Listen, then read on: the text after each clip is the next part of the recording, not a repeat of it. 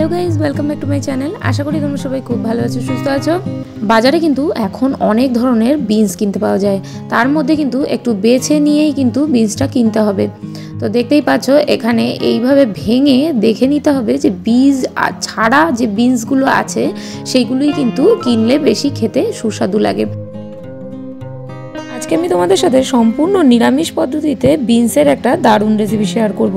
এটা কিন্তু গরম গরম ভাত বা রুটির সাথে খেতে ভীষণ ভালো লাগে। বিনসের সাথে আমি এখানে দুটো আলুও নিয়ে নিয়েছি। আলু আর বিনসের এই তরকারিটা গরম গরম ভাত বা রুটির সাথে খেতে ভীষণ ভালো লাগে। এখানে আলুটাকে আমি কিন্তু একটু সরু সরু পাতলা পাতলা করেই কেটে নিচ্ছি। এর কারণ হলো বিনসটাকে খুব বেশি রান্না করা যাবে না। বিনস খুব বেশি রান্না করলে কিন্তু খেতে ভালো লাগে না। তো সেই জন্যই আলুটাকেও খুব পাতলা পাতলা করেই কেটে নিতে হবে, কারণ আলুটা না হলে সেদ্ধ হতে চাইবে না।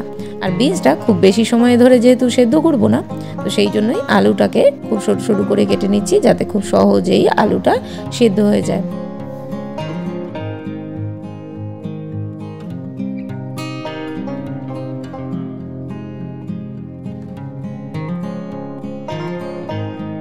এবার আমি বিনসগুলিকে কেটে নেব এক এক করে। আর বিনসের যে মাথায় এই যে সুতোর মতো অংশটা, এটাকে কিন্তু কেটে ফেলে দিতে হবে।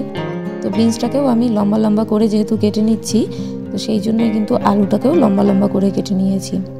এখানে আপনারা চাইলে বিনসটাকে একদম ছোট ছোট কুটি কুটি করেও কাটতে পারেন, কিন্তু আমি এইভাবেই করে নিচ্ছি, কারণ এইভাবে করলেই কিন্তু খেতে এবং দেখতে দুটোই কিন্তু ভালো লাগে।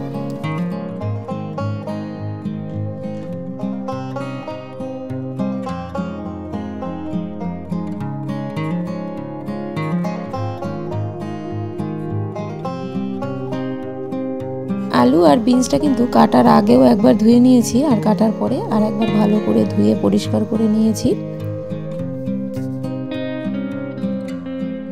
একটা গামলাতে জল আর সামান্য নুন দিয়ে জলটা গরম হতে দেবো। জলটা গরম হয়ে আসলে এর মধ্যে বিনস আর আলুটাকে সামান্য ভাপিয়ে নেব। বিনসটাকে যদি এইভাবে সামান্য ভাপিয়ে নেওয়া যায় তাহলে কিন্তু বিনসটা একদম খেতে মিষ্টি মিষ্টি লাগবে। তো সেই জন্যই বিনসটাকে আগে একটু সামান্য ভাপিয়ে নেব, আর আলুটাকেও সামান্য ভাপিয়ে নিচ্ছি, কারণ এই তরকারিটা রান্না করতে কিন্তু একদমই টাইম লাগে না। আর এখানে এই সবজিটা কিন্তু একদম শুকনো শুকনো রান্না হবে। তো সেই জন্যই এখানে হালকা করে যদি একটু ভাপিয়ে নেওয়া যায় তাহলে কিন্তু এই তরকারিটা খেতে ভীষণ ভালো লাগবে, আর বিনসটা একদম মিষ্টি মিষ্টি লাগবে খেতে। বিনসটাকে ভাপিয়ে না নিয়ে একেবারে ডাইরেক্ট যদি ভাজা ভাজা করে রান্না করা হয়, সেক্ষেত্রে কিন্তু বিনসের যে স্বাদটা সেটা কিন্তু বেশি একটা ভালো লাগবে না খেতে। তো এখানে টমেটোটা যতক্ষণ সেদ্ধ হতে টাইম নেবে ততক্ষণই কিন্তু এই বিনসটাকে আমরা ভাপিয়ে নেব, আর বাদ বাকি রান্নাটা কড়াইতেই করতে হবে। এবার টমেটোটা ঠান্ডা হয়ে গেলে টমেটোর ছোলাটা এভাবে ছাড়িয়ে নিচ্ছি আমি।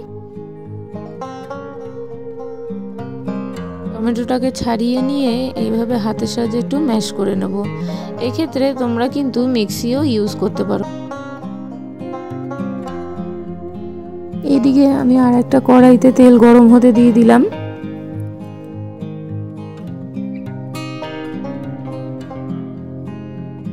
তেলটা গরম হয়ে আসলে এর মধ্যে আমি দিয়ে দিচ্ছি হাফ চামচ গোটা জিরে আর দুটো শুকনো লঙ্কা, চেরা শুকনো লঙ্কা। তো শুকনো লঙ্কার মধ্য থেকে কিন্তু আমি বীজ বের করে নিয়েছি। এইভাবে যদি শুকনো লঙ্কা দেওয়া হয় ফোড়নে, তাহলে কিন্তু খেতে খাওয়ার পর কিন্তু কোনো রকম অ্যাসিডিটি বা কোনো রকম খারাপ কিছু হয় না। আর দিয়ে দিলাম দুটো ফাটানো এলাচ, লবঙ্গ আর তেজপাতা। এরপরেই এর সাথে সাথেই দিয়ে দিলাম সেই ম্যাশ করা টমেটোটা।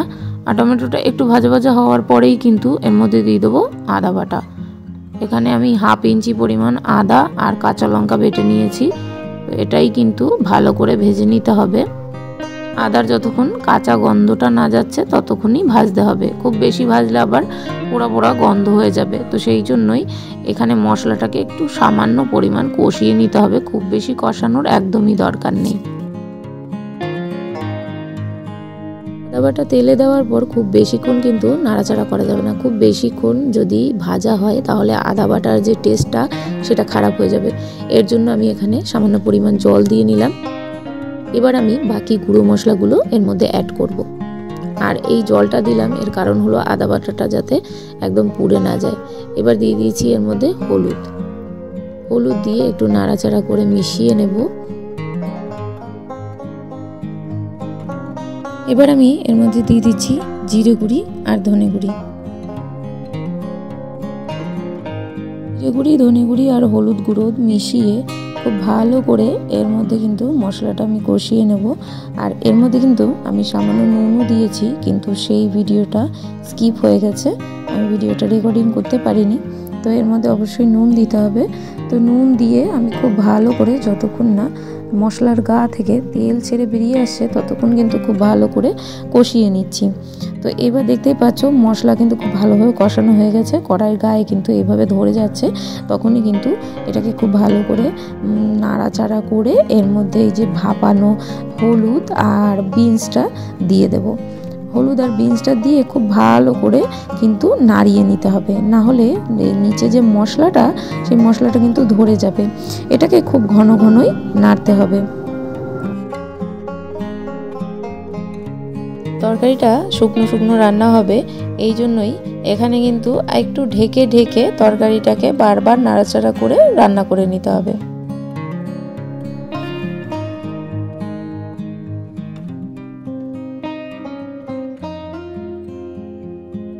বিনস আর আলুটা কিন্তু খুব ভালো রকমভাবেই সিদ্ধ হয়ে গেছে, দেখেই বোঝা যাচ্ছে বিনস আর আলুটা কিন্তু খুব ভালোভাবে সিদ্ধ হয়ে গেছে।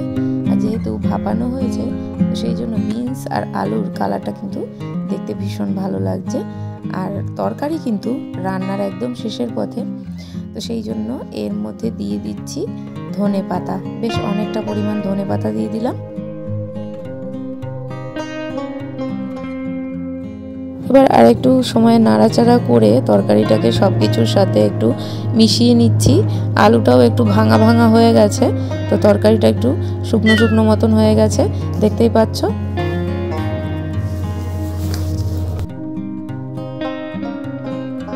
এবার আমি এর মধ্যে আর একটু স্বাদ মতন লবণ দিয়ে দেবো। লবণ, নুন, মশলা চেক করার জন্য লবণ আর মিষ্টি দিয়ে নিতে হবে।